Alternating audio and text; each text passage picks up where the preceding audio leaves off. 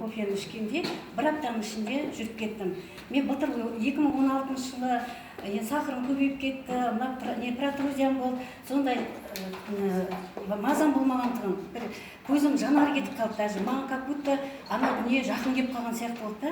Әлсіреп, шамалы тірлік істесем болды, әлсіреп жата берем, ешнәрсе қимылдағым келмейді, сондай тұрмын. Енді осыны сразу ішкеннен бастап, осы бір аптаның ішінде мен жаңағы иммунитетім көтеріліп, өмірге деген құлшынып, көзім жанары пайда болды.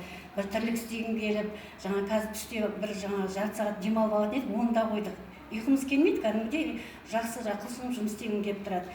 Сосын мен сахарым да түсіп жатыр, жаңа контроль жасап, анализ тапсырып жатыр, сахарым да түсіп жатыр.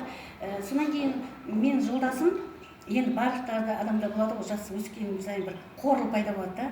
Менің жолдасым, күйеуім менен бұрын ұйықтасам, мен ұйықтай алмайтындығым, қатты қорлайтындығым. Енді қазір байқаймын, вообще ол қорламайды, мен таңғалып айтып отырмын да, қорламайтын болсы деп жаңағы. Сосын тағы бір результат. Енді біз бәрін ішіп жатырмыз. Мен Искулге барып кетті, мен күйеуім вообще онда сенбейтін тұғын. Искулге барып кетті, жұрттың результаттарын көріп, өзі бірден тіркеліп, бәрін ішіп жатыр. 2 аптада 6 кило тастады салмақты. Сосын жаңағы мен Нашай жасымен ішкем. Бұдан нан ішті де, ол кісі терлей беретін тұғын. Бір мойнына жаңа орамал тағып жүрді постоянно. Бір терлей береді. Нан ішті де, қазір терлегені қойды да, сондай.